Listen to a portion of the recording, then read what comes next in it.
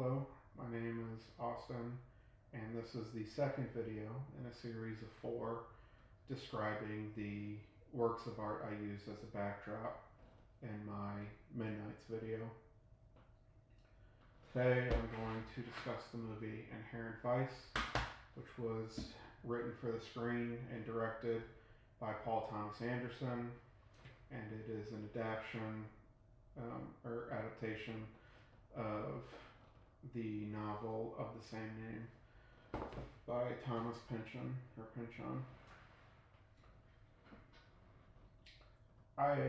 Before I get started, want to say this is not a review of the movie, as I do not believe I have the authority to review a work of art.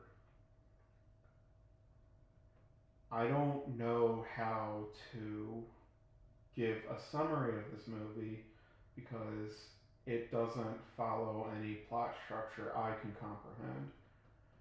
To me, it's an experiential story of a private detective named Doc who gets involved in a world of conspiracy and paranoia that all begins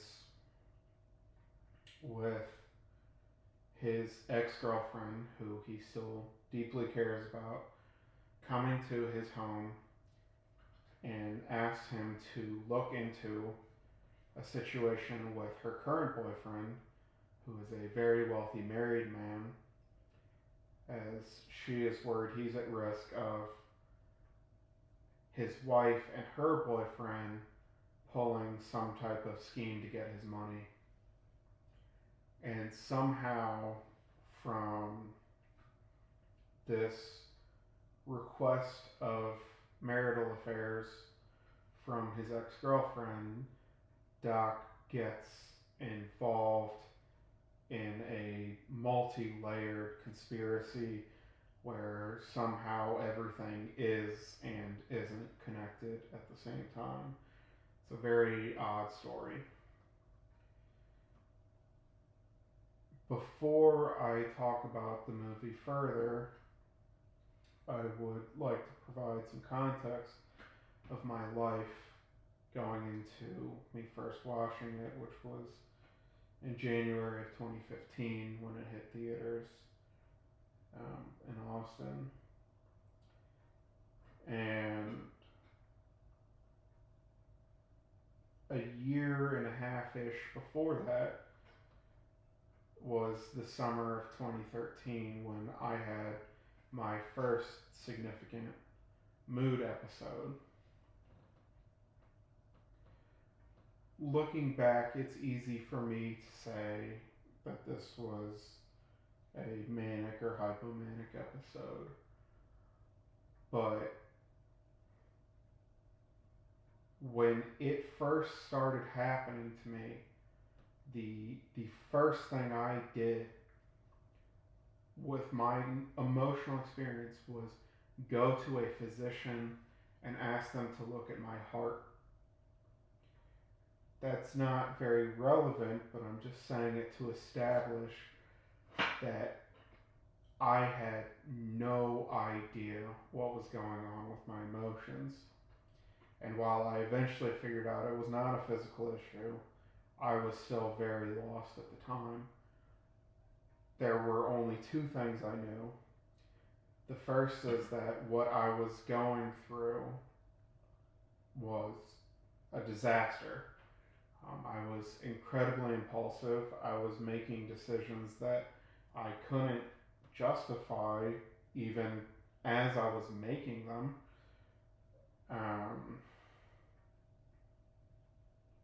And most importantly, my interpersonal relationships struggled, in particular with the people I really cared about leading in to that mood episode. I really didn't know how to talk to them, so a lot of times I just avoided it altogether. And because of that, I say what I was going through was a disaster. However, there was another thing I knew at that time, which is it was the most incredible thing I'd ever experienced, because it was just one deeply meaningful moment after another. Um, and for a long time, one of the top five most meaningful moments of my life was literally me eating a bowl of Cheerios. And I wasn't talking to anyone, I wasn't watching anything, I wasn't listening to anything. It was just me eating a bowl of Cheerios. And it was just a beautiful experience. And that's what this summer was for me. It was a disaster, but it was also just moments like this, one after another, just absolutely incredible things. And for the first time in my life, a day had value by virtue of me waking up, right? It didn't matter what actually happened in the day. I knew the emotional experience was going to be incredible and therefore it'd be worth it. And so, once again, during that time, a day had value just because I woke up. But it was a disaster. And I knew it was a disaster, and I don't know if I knew how unsustainable it was, but I did have enough going on to where eventually I got medicated, and I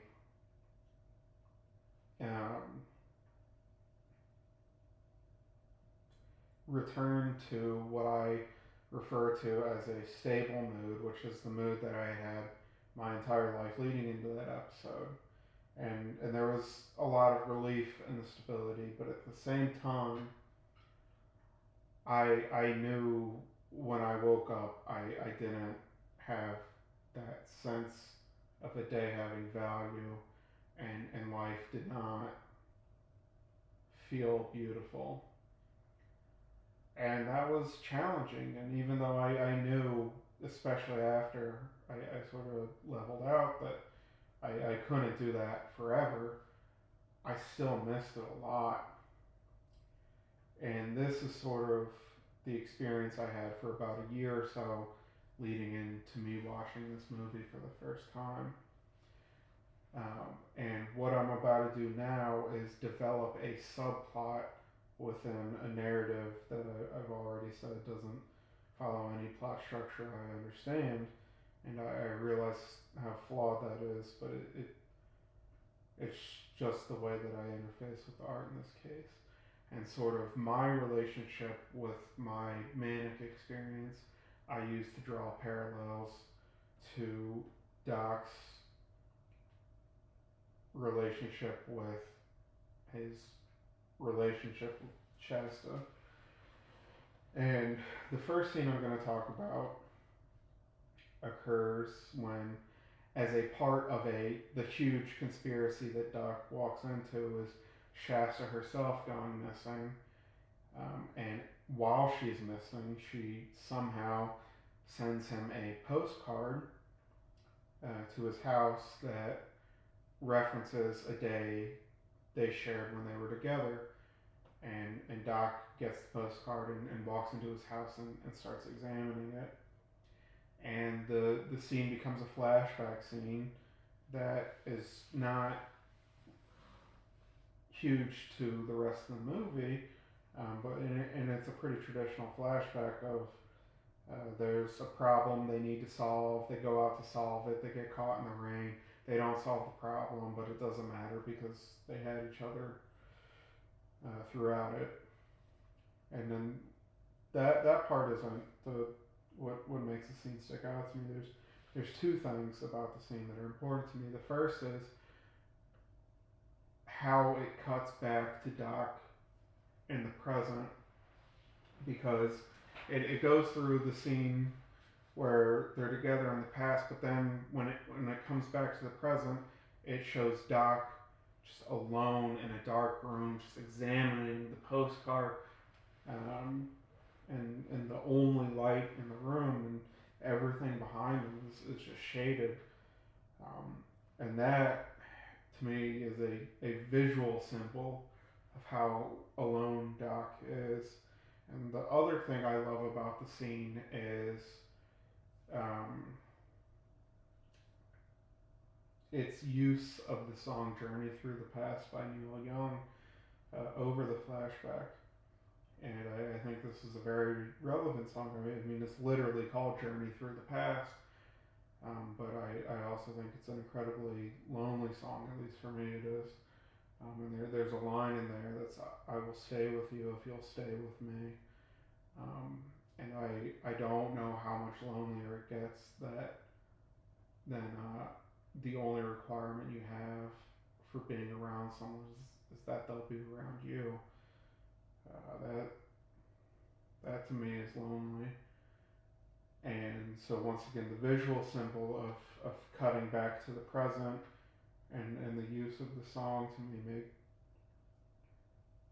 show how alone for me Doc's character is, and that helped me realize how alone I was at that time, because there are certain memories you can share with people, certainly, but if you're talking about memories of an emotional experience, right? Nobody can live in that memory with me. And I was remembering the emotions of that time period, and it was really isolating me from other people, and I didn't realize that I was doing that until I watched this scene. The next scene I'm going to talk about happens a little bit later, um, where Doc is talking to a friend, saying he doesn't know what he should do next. And in this scene, he's playing with the postcard that Shasta had sent him.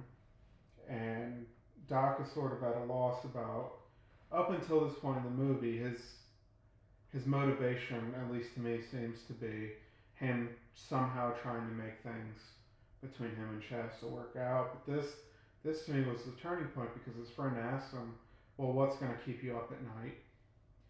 And as part of the overall conspiracy theory of the movie, there is a character named Coy who somehow joined a political group, maybe, but a part of that is he had to pretend that he died and that he can no longer see his wife and his daughter.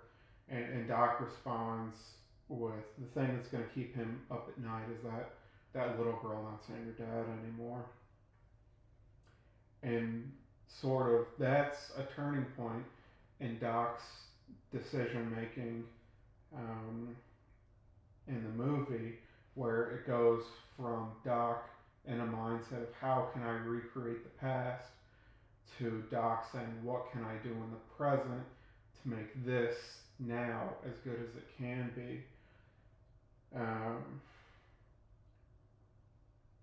And the movie continues, and he sort of operates in that mindset, and eventually he does get into a place where the man is reunited with his family, and it's not the last scene in the movie, but the way the scene plays out, especially with the score track, which I believe is called Amethyst. It's scored by Johnny Greenwood.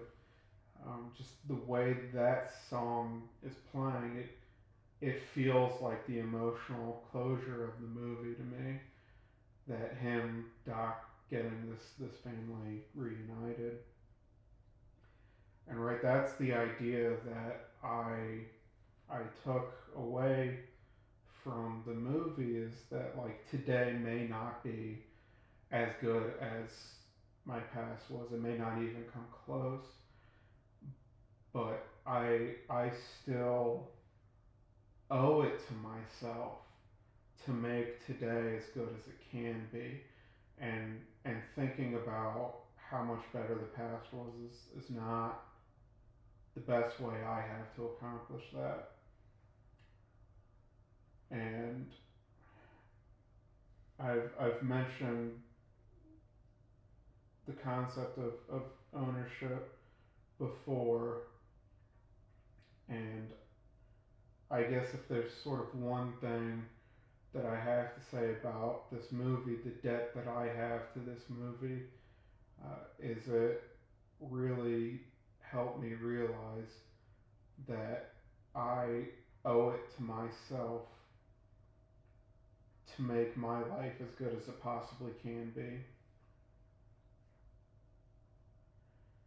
The song I've listened to while recording this video is October Pass Me by Girl in Red.